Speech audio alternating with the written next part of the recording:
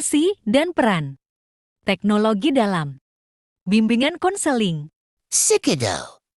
Assalamualaikum warahmatullahi wabarakatuh. Baik, sebelumnya perkenalkan nama saya Dwi Putri Miratnasari dari kelas BK PIC dengan nomor NIM 21381092007. Pembuatan video yang berjudul Fungsi Peran Teknologi dalam Bimbingan Konseling yang mana untuk memenuhi tugas mata kuliah Teknologi dan Media BK yang diampu oleh Bapak Khatibul Umam.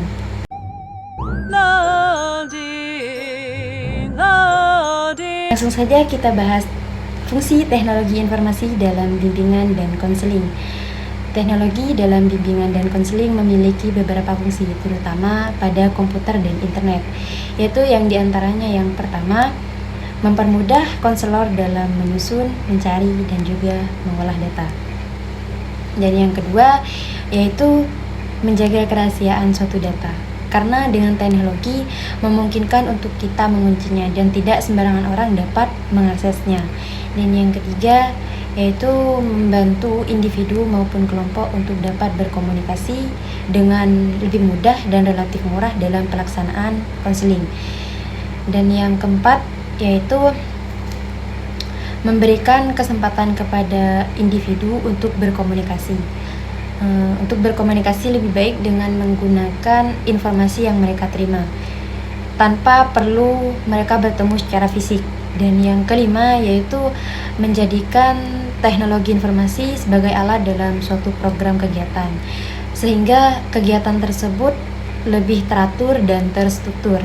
Itulah fungsi teknologi dalam bimbingan dan konseling.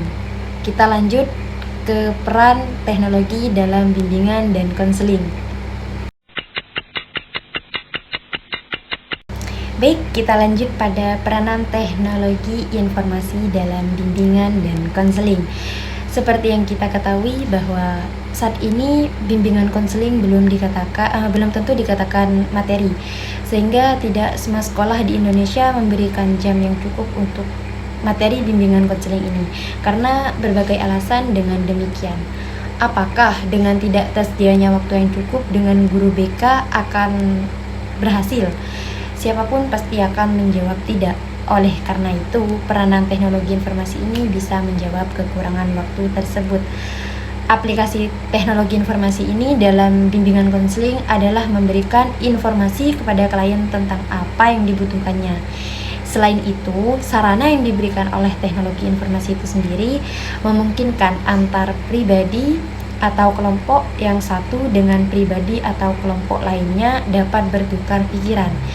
Teknologi informasi pun dapat meningkatkan kinerja yang memungkinkan berbagai kegiatan untuk dilaksanakan dengan cepat, tepat, dan akurat. Sehingga pada akhirnya kita akan meningkatkan produktivitas kerja konselor itu sendiri. Gimana lanjut nih? Bismillah lanjut. Demi nilai A+. Sebagai salah satu profesi yang memberikan layanan sosial atau layanan kemanusiaan, maka secara sadar atau tidak, keberadaan profesi bimbingan konseling ini berhadapan dengan perubahan-perubahan realitas, baik yang menyangkut perubahan-perubahan pemikiran, persepsi, demikian juga dengan nilai-nilai.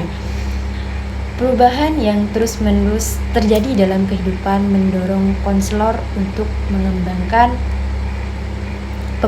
pemahamannya dan penerapannya dalam perilaku serta keinginan untuk belajar dengan diikuti kemampuan untuk membantu siswa memenuhi kebutuhan yang serupa.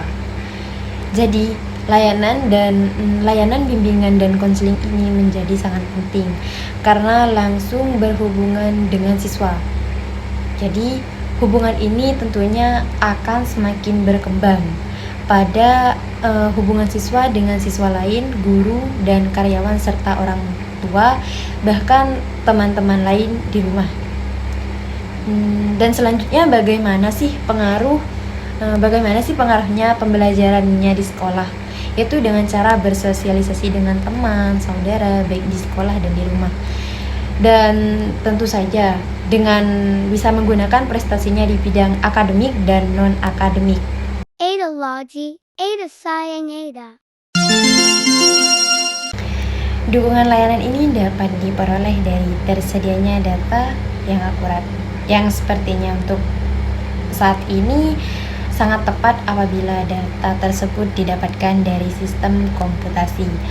Agar bisa bertahan dan diterima oleh masyarakat, maka bimbingan dan konseling harus dapat disajikan dalam bentuk yang efisien dan efektif, yaitu dengan menggunakan ICT atau kata lainnya yaitu melibatkan teknologi informasi, khususnya teknologi informasi dalam bimbingan dan konseling ini.